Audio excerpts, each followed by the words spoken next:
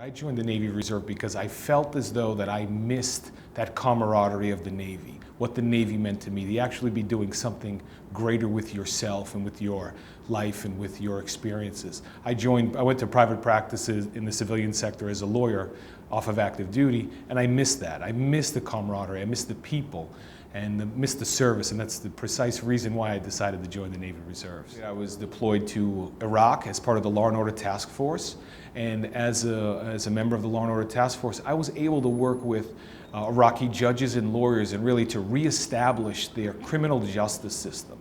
Here was a country that was impacted by war, by years of a dictatorship where a criminal justice system was sort of non-existent, and the functions of due process and things of that nature that we take for liberty here, I think in our country, sort of were foreign to them in certain respects. And so what we were able to do is work with, stand up an actual defense lawyer clinic, and they allowed these individuals to see those that are detained, other Iraqis that are being detained, and allow some semblance of process and some semblance of being before judges in order to get their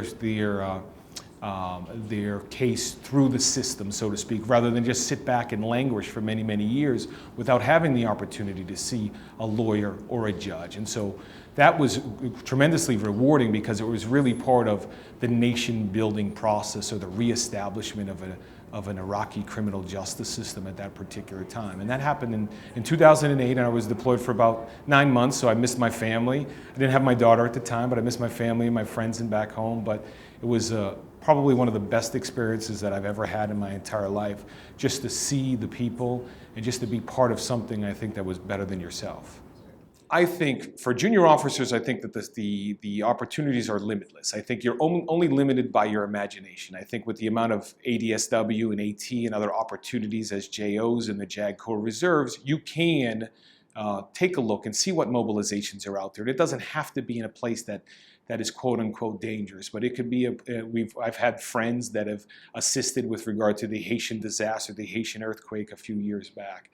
I've had young junior officers who have come to me and wanted to know what else they could do to get overseas, and we've had opportunities to go with the Defense Institute of International Legal Studies and have them go to places like Tajikistan or the Congo and actually provide some semblance of legal training or border security training to other parts of the world. There is inherent sacrifice in having these two jobs that are very important and kind of pull on you in two different directions. I reconcile it in the fact that I make sure that the times that I am home, I'm able to spend a significant amount of opportunity and time with my wife and both my wife and my young daughter. My daughter's 5 years old, so be able to spend that time with her. But I also take the opportunity where maybe during the evenings after work, if I'm working a long day, I'll read my daughter a story and put her to bed, and then I'll take that opportunity then to maybe charge up the computer and do some Navy Reserve work as well. There's also opportunities for me in the Navy Reserves where I travel abroad and overseas and have done some of that work as a Navy Reservist with the deployment and the like. And it's at the same time, my family understands it and they understand my commitment, but I also think that this service and wearing the uniform, I'm actually being a role model for my young daughter, and so that at some point she may want to wear the uniform as well, and let her know that I am in a position now where, hey, it's important to do this, to serve your country. Maybe working every day and being away, it makes us sad, but I'm actually going to do something good and something good for us and for your future. And so that's how you're able to sort of reconcile family and life balance in that sense.